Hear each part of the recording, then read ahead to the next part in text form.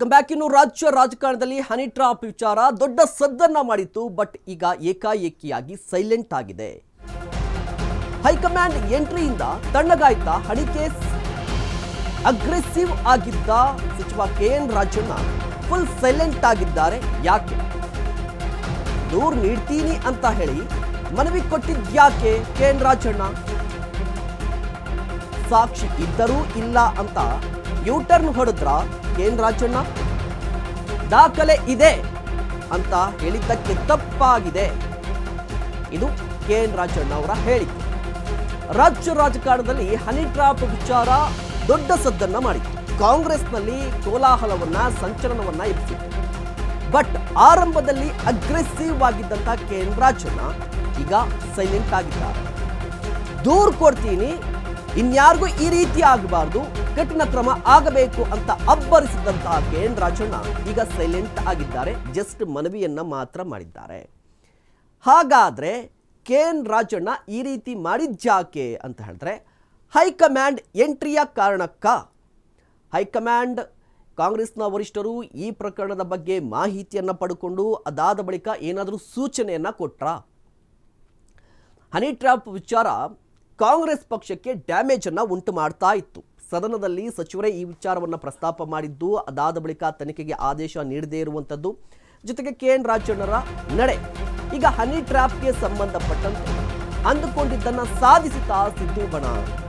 ಪ್ರಭಾವಿ ನಾಯಕನ ವಿರುದ್ಧ ಹೈಕಮಾಂಡ್ ಮುಂದೆ ದೂರನ್ನ ಕೊಟ್ಟಾಗಿದ್ಯಾ? ಹೈ ವರಿಷ್ಠರ ಮುಂದೆ ಆ ಮಹಾನಾಯಕನ ಬಗ್ಗೆ ದಾಖಲೆ ಸಲ್ಲಿಕೆಯಾಗಿದ್ಯಾ? ಪಕ್ಷದ ಹಿತಕ್ಕೋಸ್ಕರ ದೂರು ನೀಡದಂತೆ ಹೈಕಮಾಂಡ್ ಸಂದೇಶ ಏನಾದರೂ ರವಾನಿಸಿದ್ಯಾ? ಪಕ್ಷದಲ್ಲಿ ನಡೆಯಬಹುದಾದ ಅಲ್ಲೋಲ ಕಲ್ಲೋಲ ತಡೆಗೆ ಪ್ಲಾನ್ ಇದೇ ಆಗಿದ್ಯಾ? ರಾಜಣ್ಣ CM ಆಪ್ತ ಬಣಕ್ಕೆ ಸಂದೇಶವನ್ನ ನೀಡಿದ್ದಾರಾ ಹೈಕಮಾಂಡ್ ನಾಯಕರು? ಇಡೀ ಪ್ರಕರಣವನ್ನ ಗಮನಿಸ್ತಾ ಇದ್ರೆ ಈಗ ಸಿದ್ದರಾಮಯ್ಯನವರ ಬಣದ ನಾಯಕರು ಅಂದುಕೊಂಡಿದ್ದನ್ನ ಸಾಧಿಸಿದ್ರ? ಹೈಕಮಾಂಡ್ಗೆ ದೂರನ್ನ ಕೊಟ್ರ ಆ ನಾಯಕನ ವಿರುದ್ಧ? ದೂರು ಕೊಟ್ಟು ಈಗ ಸೈಲೆಂಟ್ ಆಗಿದ್ದಾರಾ? ನೋಡಿ, KN ರಾಜಣ್ಣ ಮತ್ತು CM Siddaramaiah, doctor G Parameshwar ಅವರು ಈ ಪ್ರಕರಣವನ್ನು ಗಂಭೀರವಾಗಿ ತೆಗೆದುಕೊಳ್ತೀವಿ, ಜೊತೆಗೆ ತನಿಖೆ ಮಾಡಿಸ್ತೀವಿ KN ರಾಜಣ್ಣ ಹೇಳಿದ್ರು.